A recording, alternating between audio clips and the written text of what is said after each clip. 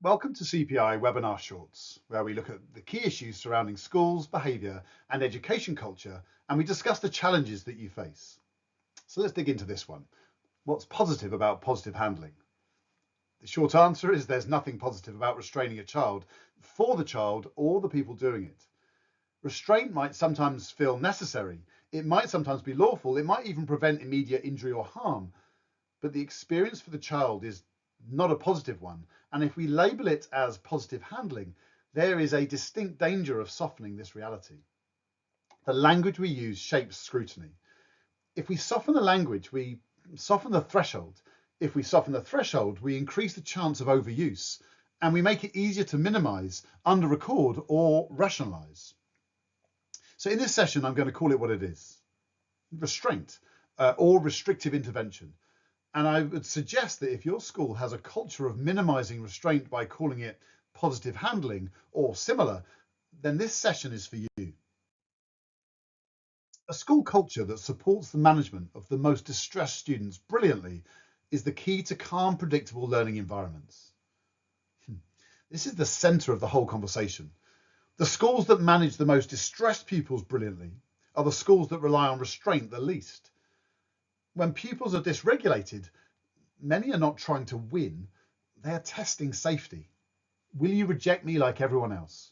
Will you escalate, shame, or punish me? Will you stay calm and predictable? Now let's link that back to language. If staff carry the phrase positive handling, it can quietly shift the mindset from this is a serious safeguarding last resort to this is a strategy we use when behaviour escalates. And once restraint becomes a strategy, it becomes much easier to justify, repeat, and normalise. So we keep the seriousness alive by naming the action to what it is: a restrictive intervention. When we take a 360-degree viewpoint, behaviour and culture sit out inside safeguarding. A safer child leads to better behaviour. When I talk about safety in schools, I'm really focusing on this idea of felt safety. So we've got emotional safety, which is about feeling secure, respected, not humiliated. And similarly, psychological safety, but that's about feeling able to speak, ask for help, disclose, make mistakes without fear. Then we have physical safety, which is about the environment, crisis response, first aid, protection from harm. And then finally, relational safety, which is more about trust, communication, resolution, and inclusivity. Restrictive intervention affects all three of these areas. Even when a staff feel calm and professional, the child may experience fear, shame, loss of control, or re-traumatization. So reduction isn't just about avoiding injury, it's about protecting dignity and voice. If we genuinely want fewer restrictive incidents, we don't start with the techniques. We need to start with environment, routines, relationships, reasonable adjustments, how adults respond under pressure. That's the culture work that can make restraints much rarer. And briefly, we should look at adverse childhood experiences and, more importantly, vulnerability. It's important to acknowledge the potential impact of our restrictive practice and how we can trigger and then re-traumatize a young person. This is not about excusing unsafe behaviour because of adverse experiences. It's about understanding what's driving the behaviours and being mindful that our actions affect other people's reactions. Some young people are living with chronic stress, trauma, neglect, instability, unmet SEND needs, or mental health challenges. And in those moments, behaviour can be communication. I can't cope. I don't feel safe. I need control. I'm overwhelmed. When we treat stress response like defiance, we escalate risk to re-traumatize. And when we respond with calm boundaries, co-regulation, planned adjustments, this is when we reduce the chance we ever reach restraint. So the most protective thing we can do is prevention, not just a nicer label for restraint. Let's be clear on restrictive practices. There are any actions that restrict a child or young person's movement, liberty, or access to spaces or people, whether that's physical holding, blocking, forced removal, or practices that effectively remove choice. So what are restrictive practices? Well, they can range from having a set timetable, one we would agree that mostly carries positive outcomes, Likewise, having sensible rules and policies, although could be described as restrictive in some ways, we tell young people what they can and can't do. When set up proportionately, few would argue that these don't help maintain an effective working culture. Then we have punishment and consequence. Here it's not about what you do, but the way that you do it that matters. And then as the type of restrictive practice increases, we have disengagements, breakaways, physical intervention, restraint, and then at the far end, seclusion. So why does language matter so much here? Well, because the more ordinary we make it sound, the more ordinary it can become. Does seclusion become isolation, become a name of a room when we really are aiming for opportunities to regulate? Every time, at least, a physical restraint happens, it should trigger safeguarding questions. Was there an imminent risk of harm? What was tried first? Was this proportionate and least intrusive? What reasonable adjustments were in place and were they used? What's going to change so it's less likely to happen next time? If the record says positive handling, it can accidentally slide past these questions. If the record says restraint, or restrictive intervention, well, then it demands them. So what's positive about positive handling? Honestly, the phrase itself is the problem. Euphemisms can do three very harmful things. One, they reduce the perceived risk and seriousness. Two, they blur thresholds and make restraint feel like a normal behaviour tool. And three, they make it easier to minimise what happened when reporting to leaders, parents, governors, and external partners. If we want to reduce restrictive practice, we have to stop giving ourselves softer words, more palatable words. We can be compassionate without being vague. Call it restraint, call it restrictive intervention, then invest in the things that make it rarer. Prevention, planning, skill, data, oversight. If it's serious enough to do, I'd say it's serious enough to name. Barbara Kelly said, the practitioner is the intervention. Now, this isn't a slogan, it's a safeguarding truth. In moments of distress, the adult nervous system drives the room. A regulated adult can slow escalation. An escalated adult can accelerate it. And this is again where language shows up.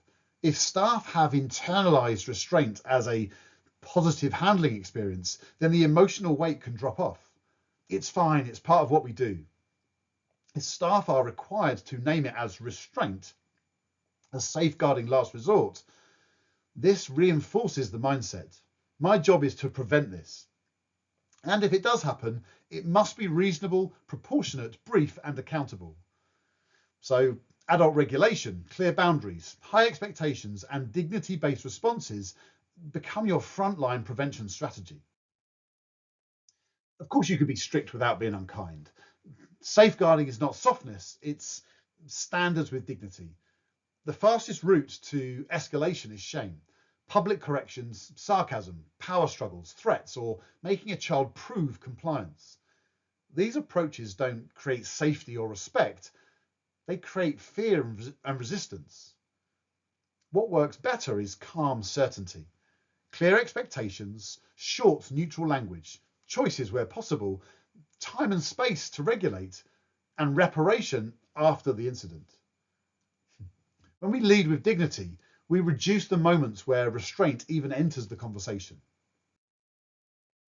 So these 6 core strategies are how you make restraint rarer and how you can stop being hidden.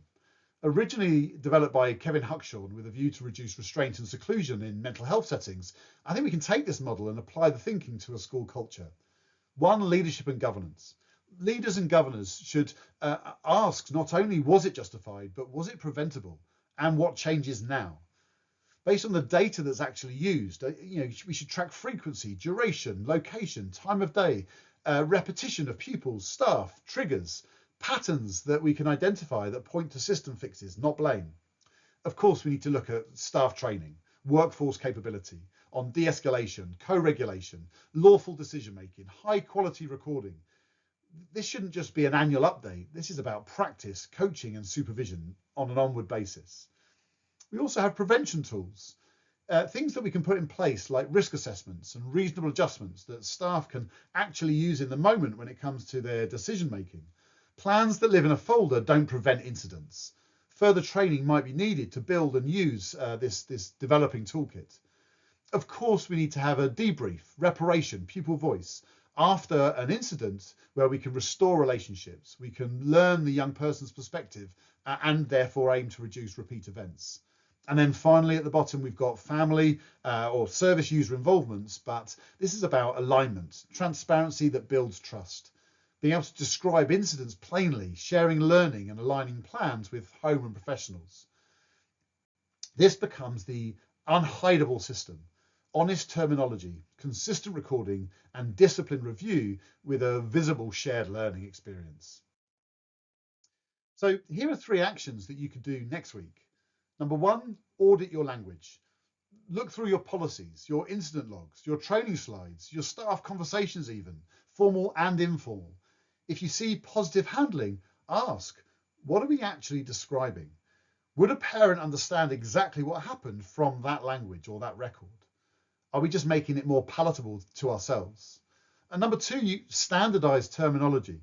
I would suggest using restraint, restrictive intervention with clear categories. Make the recording of prompts factual and child-centered. What risk was present? What strategies were attempted first? The duration of the intervention, who was present? What support followed? And number 3, publish learning internally. Not names, but the learning. What is changing to reduce reoccurrence? Think about the environment, timetable pinch points, staffing, planning, reasonable adjustments, and supervision. Reduction of restraint comes from visibility and learning, not just softer words. If you want fewer restrictive incidents, focus on culture and capability. A 360-degree approach to training should build prevention skills, confident de-escalation, decision-making, recording that stands up to scrutiny. The goal isn't about getting better at restraint. The goal is to make restraint rarer. And when that happens, to ensure it's safeguarding-led, proportionate and accountable. Like I said before, if it's serious enough to do, it's serious enough to name. So let's not make restraint sound nicer. Let's make it rarer. Thank you for staying with this topic. If you want to discuss how to audit language, strengthen governance oversight, or even build a reduction plan that holds up under safeguarding scrutiny, please do get in touch via the details on the screen. Thank you for taking the time to watch, and we'll see you next time.